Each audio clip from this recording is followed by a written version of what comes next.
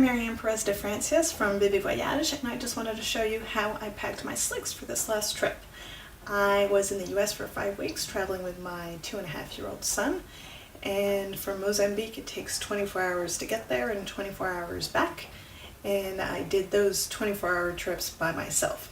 And so we just got back. We flew back from New York to Mozambique, and here's how I packed my slicks as a carry-on bag. So up in this top compartment I kept all the stuff that I needed easy access when we're on the plane, including the diaper change kit, very important. Important documents, these I needed to get through immigration, which was the last thing before we did getting out of the airport. This is a CARES harness, which is what we used on the plane as an extra seat belt for toddlers. I highly recommend it. And so this I needed to have as soon as we got on the plane, and it was the last thing I took off the plane. Then I wanted to have easy access, a little blankie, a spare blankie, in case we lost or dirtied the other one that we had with us, and a hat in case it was cold on the plane for my son. And then in this pocket I also put in the headphones for the iPad, just because they're kind of a weird shape and this was the best place that they fit in.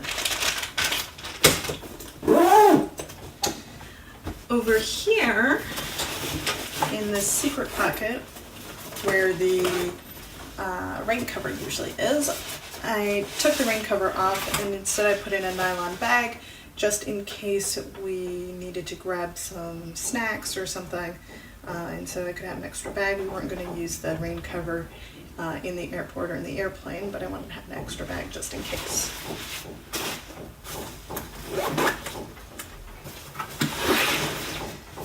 Then over here, still on another easily accessible pocket from the outside, I've got entertainment for my son. So first we've got the iPad. I'm not really a big proponent of screens for little kids, but on a 24-hour door-to-door trip, that's going to be a saver. Then we have some sticker books, regular books, coloring books, and little plastic toys. I also put in some little sticky tabs, which are great entertainment for little kids. It keeps them very entertained for hours, and it's easy to clean up, and they don't cost very much, so it doesn't matter if you lose them. Then in the main pocket, I put stuff that we needed for the trip, but didn't need so urgently. So extra copies of our documents, just in case. Some postcards that I was writing on the plane. A few extra Ziploc bags, you never know when you're going to need those. And then up here is the stuff that we took off when we landed, but we were wearing on the plane. So an extra sweater for my son, and the vest that he was wearing, a scarf for myself.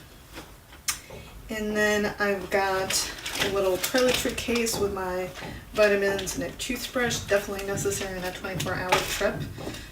My notebook so that I could do a little bit of work while my son was sleeping.